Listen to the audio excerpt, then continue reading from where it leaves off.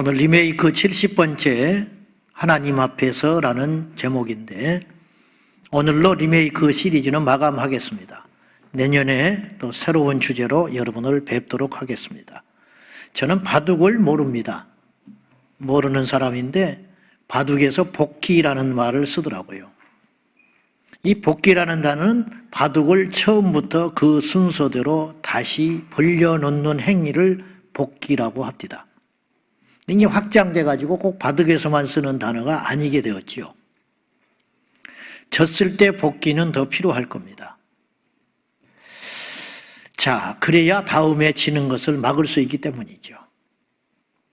올해 어느덧 우리가 희망차게 시작했는데 마지막 주일이 됐습니다. 왜 후회되는 일이 저나 여러분에게 없겠습니까? 그 말을 안 했더라면, 그거 안 샀더라면, 그곳에 안 갔더라면, 그런 후회들이 우리에게 많습니다. 근데 돌이킬 수 없잖아요. 엎질러진 물 아닙니까? 그런데 왜 우리가 이 시점에 복기가 필요하냐면 내년을 위함입니다. 다음 승부를 위해서 우리는 복기해야 됩니다. 씨름의 이만기, 축구의 차범근, 야구의 이승엽이 있습니다.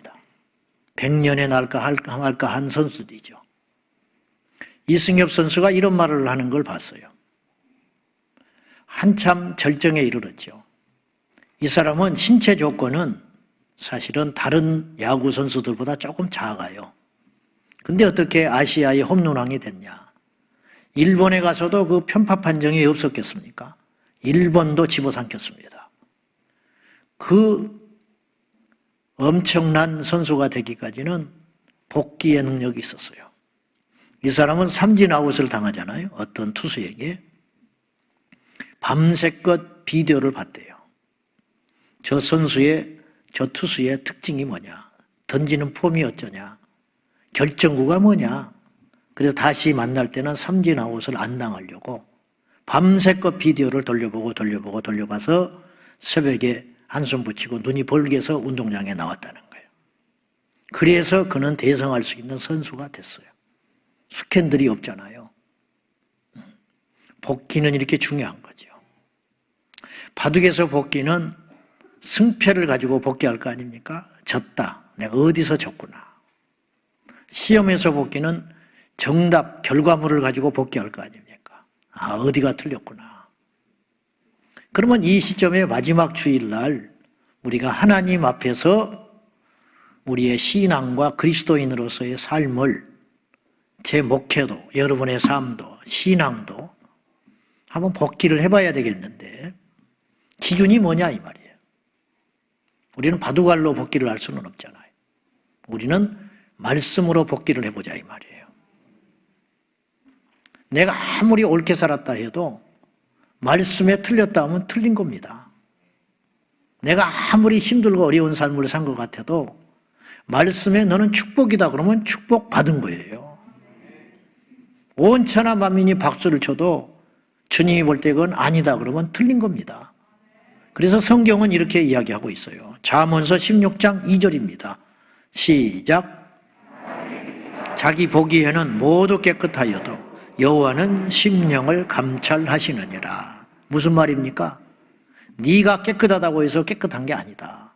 하나님의 기준과 인간의 기준은 다르다.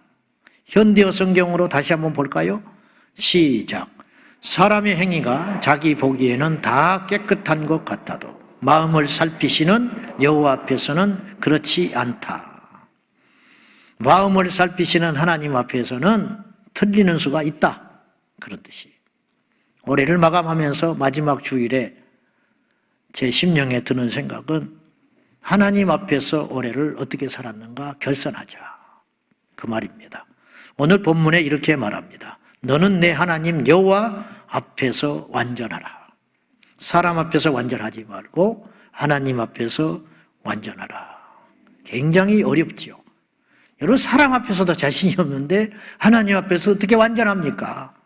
근데 성경이 요구하고 있습니다. 성경에서는요, 할 수 없는 것을 말하신 적은 없어요. 귀신을 쫓으라고 그럽니다. 우리가 귀신을 못 쫓는데 쫓으라고 하지 않아요. 능력 줄 테니까 쫓아라는 거예요. 쫓을 수 있습니다. 그래서 예수의 이름으로 귀신이 나가는 겁니다.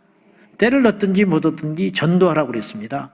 아이고 못하는데요? 아니요, 할 수 있습니다. 할 수 있기 때문에 주님이 하라는 것입니다. 마찬가지로 너희는 내 앞에서 완전하라. 불가능할까요? 할 수 있게 이렇게 산 사람이 있었어요. 한 명도 없는 게 아니에요. 하나님 앞에서 완전하게 인생을 산 사람이 있었다고요. 그러니까 우리에게도 그렇게 하라고 명령하시는 겁니다. 자, 오늘 이 시점에 우리 하나님 앞에서 한번 세 가지를 점검해 봅시다. 첫째, 하나님 앞에서 올 한 해 최선을 다했는지 우리 스스로에게 물어보자고요. 마태복음 25장에는 아주 특이한 표현이 하나 나와요. 그건 뭐냐면 1달란트 받았는데 이 사람이 주인의 속마음을 헤아리지 못한 채 게으름 피웠죠. 아주 묻어둔 사람이 있었어. 주인이 와가지고 이 1달란트 받은 자를 책망할 적에 이렇게 이야기를 해요. 이 악하고 게으른 종아, 그래요. 게으른 게 죄인가요? 악한 건 죄지요. 악한 건 용서 못해요. 하나님도 악한 건 용서 못해. 여러분, 죄와 악은 다릅니다. 마귀는 악이에요. 아담은 죄고요. 그래서 용서받는 거예요. 그러나 마귀는 용서 못 받아요. 근데 이 종에게 이 표현을 쓰고 있는 거죠. 악하고 게으른 종. 즉, 게으른 것은 천성이 아니에요. 게으른 것은 그럴 수 있다라고 이해받을 수 있는 게 아니라는 거예요. 하나님이 볼 때는 악한 건 게으른 것이고 게으른 것은 악한 것이다. 이 특이한 표현이 성경에 있어요. 세상 사람들은 게으른 것을 그냥 그런가 보다 그렇게 생각할지 모르나 예수님 안에 있는 우리는 게으른 것은 바로 악한 거다. 오늘 게을러서 예배에 못 왔어요.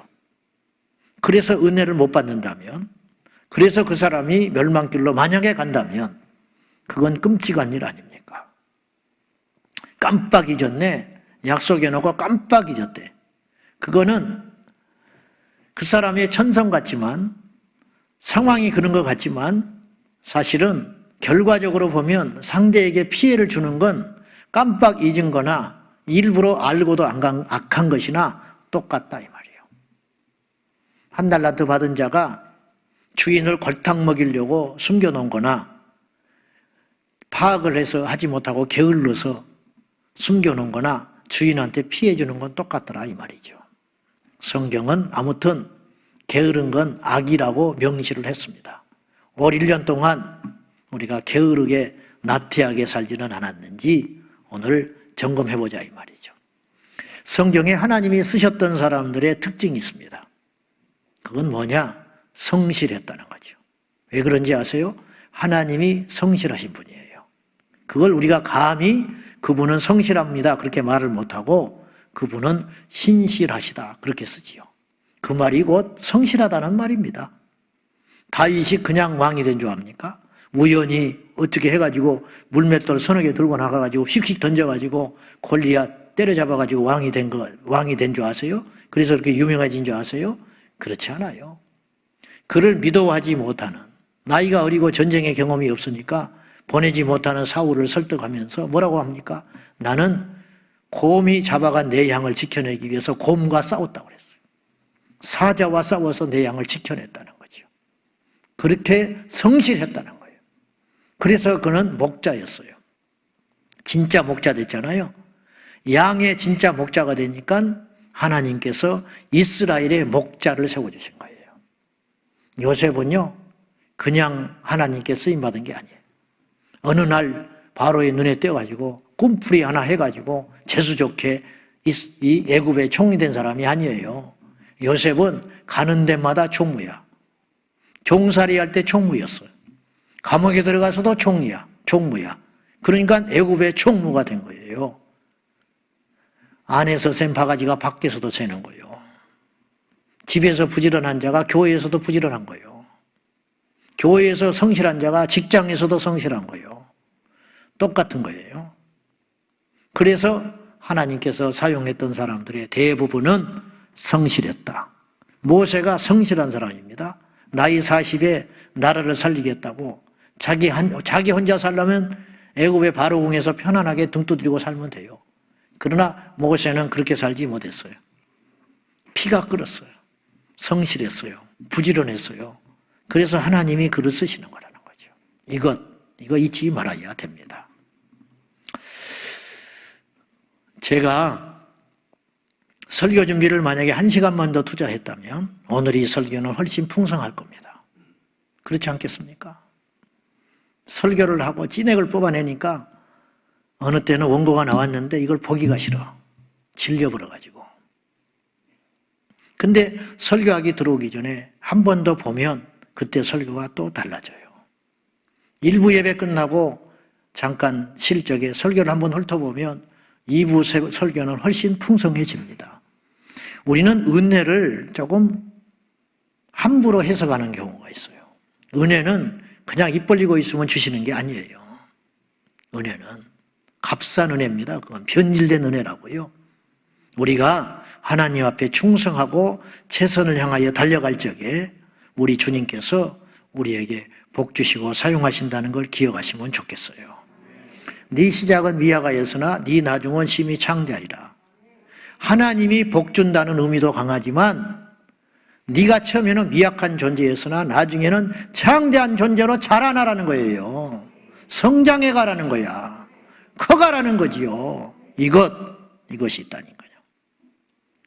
인도의 선교사였던 헨리 마틴이라는 사람이 있었어요. 이 사람이 약 200년 전의 사람입니다. 1812년 나이가 들어가지고 인도 선교사를 그만두게 됐어요. 이제 고국 영국으로 돌아가야 돼. 근데 기도를 하는데 하나님이 난데없이 페르시아로 가라는 거예요. 페르시아. 이란입니다. 이란으로 가서 복음을 전해라. 간다고 했더니 주변에서 뜯어말리고 난리가 났어. 가면 죽는다. 기후도 맞지 않고 도저히 못 간다. 이제 할 만큼 했다. 너 이대로 은퇴해라. 근데 하나님께서 우리가 잘 알지만 하나님은 고집불통이잖아. 하여튼 그분은 외통수야. 말 던지면 끝이야. 응? 가라 그러면 가야지. 그래 내가 미안하다. 내가 잘못 생각한 것 같아. 너 가지 말아라. 그런 적이 한 번도 없어. 갈 수 없는데 가라 하면 끝이야. 그 명령을 누가 거스르겠어요. 그래서 헨리 마틴이 그 고령에 인도로 갑니다. 이란으로 갑니다. 이란에 가서 얼마나 성실하게 살았는지 9개월 만에 이란 말을 터득을 했어요. 그래가지고 시편과 사복음서를 번역을 했어. 9달 만에. 하나님 은혜지요. 근데 가만히 있었으면 그런 일이 생길까? 그렇지 않죠. 이 책을 출판을 하고 싶은 거예요. 그 나라 말로. 그 출판을 하려니까 안 되죠. 왜? 이슬람 국가잖아. 그래서 왕에게 허락을 받으려고 떠납니다. 테헤란으로 가요. 근데 자기가 살고 있는 곳에서 테헤란까지 960km야. 200년 전에 노새 한 마리를 끌고 낮에는 뜨거워서 가지를 못해요. 300조각으로 그늘을 만들어서 쉬고 있다가 해가 지면 길을 떠나는 거죠. 이렇게 해가지고 960km를 걸어서 테헤란에 도착해요. 그래서 왕을 만난다고 하니까 왕이 안 만나죠. 나도 안 만나죠. 그런 사람은. 이방인 선교사, 나이 먹은 선교사를 뭐하러 만나겠습니까? 근데 사정을 하니까 조건을 달았어. 영국 대사관에 가서 허락을 받아오라는 거야. 그래서 거기서 영국 대사관에 가려고 하니까 640km야. 테헤란에서. 그래서 또 가요. 그러니까 줄잡아 한 1600km를 간 거죠. 벌써. 그래가지고 영국 대사관에 가서 허락을 받고 도장 확인 찍어가지고 그 길로 테헤란으로 다시 떠나왔어요. 640km를 또 온 거야. 그랬더니 왕이 만나주고 왕이 허락을 해줬어요. 그래서 다시 자기 처소로 돌아갑니다. 960km를 걸어가요. 줄잡아 한 3,300km를 걸은 거야. 그리고 드디어 책을 출판해 냅니다. 그리고 열흘 만에 죽어버려요. 책을 내놓고 부질없는 삶인가요? 여러분, 그 이란어로 번역된 성경을 읽고 믿는 사람은 셀 수도 없이 나타났어요. 최선을 다한 모델입니다. 여러분, 다윗이 유일하게 한번 넘어진 적이 있었어요. 그죠? 왜 넘어졌죠? 우리아의 아내 철을 범했잖아요. 근데 그날 특이해요. 늦잠 자고 일어나요. 성실하지 않으니까 마귀가 틈을 타는 거야. 게을러 놓으니까. 그가 아침에 일찍 일어났으면 그는 그 유혹에서 넘어지지 않았어요. 결과적인 이야기지만. 마귀가 무서운 이유는 능력 때문이 아니고 지치지 않기 때문이에요. 마귀는 지치는 법이 없어. 마귀는 상처받지도 않아. 우리 같으면 상처 엄청 받았을 거야. 나타나기만 하면 예수 이름으로 떠나라. 예수 이름으로 이막 지워지 온갖 말도, 이 더러운 놈아, 이 악한 놈아, 이 건방진 싸가지 없는 놈아, 온갖 나쁜 말은 다 동원해가지고 막 귀신을 저주해 버리잖아요. 우리는 정떨어져서 못와. 근데 또 와. 지치질 않아. 하여튼 목적을 삼으면 넘어지지 않는 놈이 마귀야.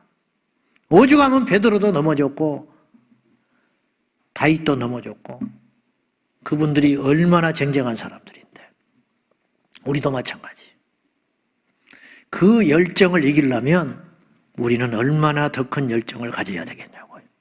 제네럴 일렉트릭이라고 아시죠? GE, 이 다국적 기업인데 여기는 항공 우주선 부품부터 수세미까지 안 만드는 물건이 없어요. 근데 여기 CEO였던 잭 웰치라는 사람이 세계적 거물인데 많은 경영자를 앉혀놓고 질문을 받았어요. 회장님, 우리 CEO들이 가져야 할 최고의 기업 덕목이 뭡니까? 그랬더니 리더십입니까? No. 뭡니까? 열정이다 그랬어요. 한마디로. 열정 없는 사람은 아무짝에도 쓸모가 없어요. 타고난 재주가 있는 사람이 얼마나 많은 사람이 있는지 알아요? 열정에 불을 붙이지 않으니까 그냥 인생 시시하게 살다가 마는 거죠. 여러분이요, 우리가 올해 하나님 앞에 최선을 다했는지 돌아올 필요가 있습니다. 심지어 하나님도 일하고 계세요. 이사야서 9장 7절이에요. 한번 보실래요? 자, 시작. 그 정사와 평강에 무궁하며 또 다윗의 왕자와 그의 나라에 군림하여 그 나라를 굳게 세우고 지금 이후로 영원히 정의와 공의로 그것을 보존하실 것이라. 만군의 여호와의 열심히 이를 이루시리라. 이사야 선지자가 알았어요. 이 일은 하나님이 행하심으로 이루어진다. 만군의 여호와의 열심히 이걸 이루게 할 거다. 하나님이 일하신다니까요. 열심히 일하시는 분이에요, 하나님이. 그래서 태양이 떠오르고 있는 거예요. 예수님도 일하셔요. 부활하고 승천했으니까 그냥 천사들의 시중이나 받고 한가로이 계신지 아십니까? 요한복음 14장에 뭐라고 하셨냐면 내가 너희를 위하여 처소를 예비하러 간다. 집지으러 가셨어요. 지금 우리 처소 만들고 계시다니까, 예수님이. 근데 우리가 뭘 하고 놀고 먹어요? 여러분, 일할 수 없는 밤이 반드시 옵니다. 일할 수 없는 밤이 온다고. 우리가 지금 기도하기 힘들어서 기도 안 하잖아요. 이제 앞으로 기도를 안 하는 게 아니고 기도를 못할 때가 온다니까요. 우리 힘들어서 전도 잘 안 하잖아요. 전도를 안 하는 게 아니고 전도를 못하는 날이 와요. 그날에 후회하지 말라고 성경은 경고하잖아요. 그래서 이 썩을 몸뚱아리 그냥 있어도 썩고요, 일해도 썩어요. 그러면 여러분 선택해야 돼. 그냥 놔뒀다가 썩어서 가든지 일을 하다가 달아서 가든지 선택하자. 우리는 달아서 가자. 올해 우리 하나님 앞에 복귀해 봅시다. 정말 충성했는지, 최선을 다했는지. 이제 나는 그만할래, 할 만큼 했어, 나이 들었어. 그것은 핑계에 불과하다. 제 안에 불이 꺼지고 열정이 식어지면 저는 그것이 내 사역의 끝나는 날입니다. 그날까지 일하는 것이죠. 사랑하는 여러분, 올해 최선을 다해 오셨는지 한번 돌아보고 못다한 후회함이 있거든 내년에 또다시 그런 삶을 반복하지 않으리라 결단하는 지혜가 저와 여러분에게 있기를 바랍니다. 두 번째, 우리가 하나님 앞에서 점검해 볼 게 있어요. 복귀해 볼 게 있는데, 하나님 앞에서 거룩했는가? 하나 물어봅시다. 사람 앞에서 죄 짓는 것이 쉬워요? 하나님 앞에서 죄 짓는 게 쉬워요? 어떻게 보면 하나님 앞에서 죄 짓는 게 어려울 것 같지요. 그렇지 않아. 사람 앞에서 죄 짓는 게 훨씬 어렵다고. 두 명이 죄를 지으려면 얼마나 어려운지 아세요? 왜? 마음이 같아야 돼. 100명이 뜻이 모아졌어.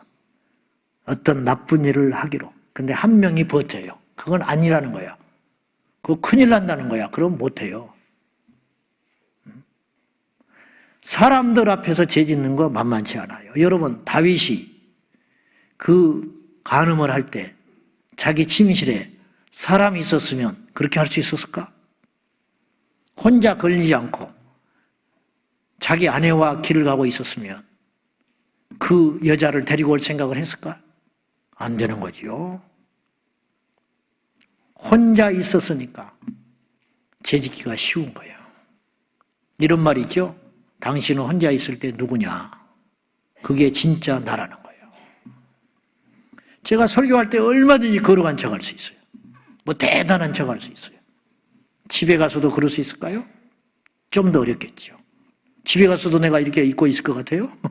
택도 없는 소리지. 그러면 혼자 있을 때는 더 흐트러지는 거죠. 우리가 크게 착각하는 게 있어요. 하나님이 모를 거라고. 가인이 그랬어요. 동생을 죽여놓고 묻어버렸네. 네 동생 아우가 어디가 있냐? 몰라서 물어봅니까? 귀해 주려고 물어보시는 거지. 아담아 어디 있느냐? 몰라서 찾습니까 지금? 몰라서 찾냐고. 다윗이 아무도 모르는 줄 알았지. 근데 나단이 알고 있었어요. 나단이 어떻게 합니까? 하나님이 가르쳐 주니까 알지. 그리고 나단 선지자를 통하여 엄청난 무서운 말을 해요. 너는 은밀히 행하였으나 나중에 네 죄가 백지에 드러난다. 그래서 그의 첩들이 부끄러운 짓을 대낮에 궁중의 옥상에서 자기 아들한테 당한 거예요. 자기는 은밀히 침실에 불러다가 그 짓을 했는데 자기 첩들 아내들은 대낮에 백성들이 보는 데 앞에서 강간을 당했다 이 말이죠. 이렇게 무서운 거예요. 우리는 CCTV보다 더 무서운 하나님의 눈을 모르고 사는 것 같아요. 우리가 하나님 앞에서 온전했는가? 우리가 하나님 앞에서 거룩했는가? 자신 없지요.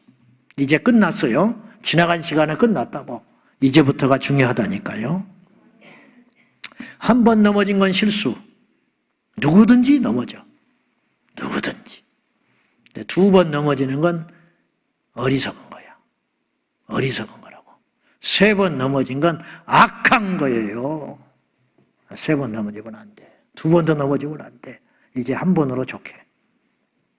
하나님 앞에 거룩하라. 아시다시피 요셉이 이런 말을 하잖아요. 내가 하나님께 득죄하겠냐. 보디발의 처가 눈을 찡긋찡긋하면서 유혹을 했습니다. 동침하자고. 하루 이틀이 아니야. 계속 혼자만 있으면 유혹을 하는 거야. 그때 도저히 안 되니까 요셉이 큰 소리를 치면서 당신 남편이 이 집에서 나한테 다 맡겼다. 뭐든지 하라고 했어. 근데 오직 금한 건 당신밖에 없어. 그걸 당신도 알지 않냐. 근데 내가 어찌 이 엄청난 죄를 저질러서 하나님 앞에 죄를 짓겠냐. 요셉이 뭘 알고 있었냐면 현실적으로 그와 동침을 하면 둘이 입 막으면 아무 일이 없어요. 보세요. 두 사람이 누가 말을 하겠어? 말했다가 죽으라고? 그러니까 둘이만 그 짓을 하면 아무도 몰라요. 근데 요셉은 하나님이 보고 있다고 느꼈어요. 그래서 내가 당신과 범죄하고 나면 당신 남편한테 죄 짓는 것뿐만 아니라 더 중요한 것은 하나님께 죄 짓는 거다. 그래서 뛰쳐나갔어요. 그래서 자기를 지킬 수 있었어요. 여러분, 하나님 앞에서 우리를 거룩하게 올 한 해 지켰는지 주님만 아시겠죠? 그거 올해 혹시 부족한 면이 있으면 내년 하나님 앞에 더 거룩하리라, 온전하리라 다짐하고 결단하기 원합니다. 자, 마지막으로 우리가 하나님 앞에서 점검해야 할 복기가 있는데, 하나님 앞에서 깨어 있었는가? 올해 우리가 저 표로 시작을 했어요. 어느 날부터인가 한국교회가 새해가 되면 자꾸 표를 내걸기 시작했어요. 언제부터 그랬는지 알아요? 잘 모르죠? 지난주 설교 제목도 모르는데 알겠어? 나 어제 상처받았네. 성탄절 퀴즈가 나와서 지난주 설교가 뭐냐고. 오직 예수? 그건 지지난주야. 그것도 오직 예수가 아니여.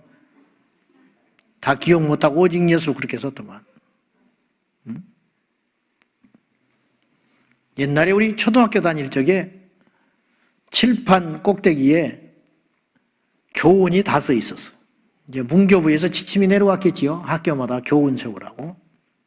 좋은 이름은 다 갖다 붙여놨어. 성실, 효, 충성, 사랑, 뭐 온갖 건 다 붙였어.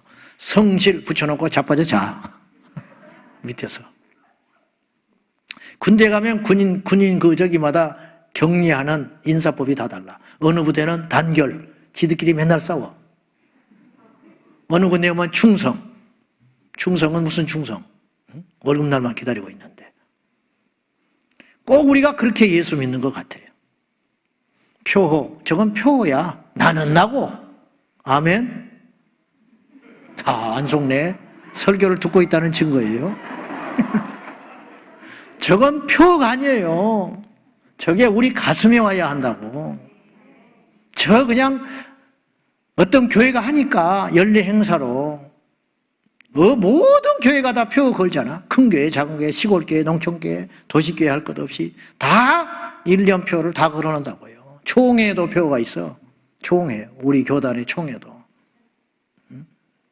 있으면 뭐예요? 저렇게 살지를 못하는 거를. 비상적이라는 거지. 오래 깨어 있었냐? 진정 깨어 있다면 그 열매가 있어야 할 거 아니에요. 다음을 한번 점검해 보세요. 올해 우리가 깨어 있었는지. 첫째, 정말 깨어 있었다면 이 땅보다 하늘의 문제에 관심을 갖고 살았어야 했어요. 깨어 있었다면 깨어 있으라. 맨날 유튜브 뭐 이렇게 듣고 주고, 그리고는 또 뭐 하냐면 어디 부동산 싼 거 없는가? 집값 어디 오른 데 없는가? 앞뒤가 안 맞지요. 그건 깨어 있는 게 아니지. 두 번째, 깨어 있었다면 다시 오실 우리 주님의 재림에 대하여 얼마나 관심을 두고 살았는가. 주님이 오신다면 어떡하냐? 언제쯤 오실 것 같냐? 세 번째, 깨어있다라는 말은 잠자지 않는다는 거잖아요. 잠자지 않는 사람은 하루가 길어요. 즉 시간이 활용도가 높아. 우리가 올 1년 동안 깨어있었다면 세월을 아껴 써야 했어요. 전략하고 아껴서 그것을 가치 있는 데 썼어야 했다고. 전도하는 일, 기도하는 일, 복음 전하는 일, 영혼 살리는 일, 그게 깨어있는 삶이에요. 그것이 말만 깨어있는 게 아니에요. 막상 깨어있다면 뭘 할 건데, 여러분이. 깨어있자고 외쳐놓고 구호만 저질러 놓고 뭘 할 게 있냐고요. 깨어있는 사람이라면 전도해야겠죠. 깨어있는 사람이라면 우리 가족 중에 누가 예수 안 믿는지 리스트를 만들어 놓고 새벽마다 와서 부르짖어 기도했어야 한 거라고요. 그게 깨어있는 심령이에요. 마지막으로 올해 우리가 정말 깨어있었다면 주님의 심판을 기다리고 그날에 설 걸 대비하고 살았어야 하는 거예요. 그날에. 시험 날짜를 받아놓은 학생이요, 우리는. 잠깐 후면 우리가 하나님의 심판대 앞에 선다고요. 먹을 거 다 먹고, 가고 싶은 거 다 가고, 사고 싶은 거 다 사고. 아주 택배 박스가 더 말 안 할랍니다. 아주 뭐 한두 주만 안 치우면 집을 차지해버려. 그래가지고 우리 하나님의 심판대 앞에서 너 뭐하고 왔냐? 깨어 있었는데요. 제자광성교회 다녔는데요. 그래, 깨어 있었어? 그래. 뭔데? 뭘 깨어 있어서 뭐가 나타났어? 가만히 생각해 보니까 한 게 하나도 없어. 이 땅에서는 한 게 엄청나게 많았거든. 이 사람도 만나고 저 사람도 만나고 이 일도 하고 저것도 하고 저기 쫓아다니고 여기 쫓아다니고 할 일이 굉장히 많았는데 하나님 앞에 가서 너 뭐 타다 왔냐? 할 말이 없네. 한 게 있어야지.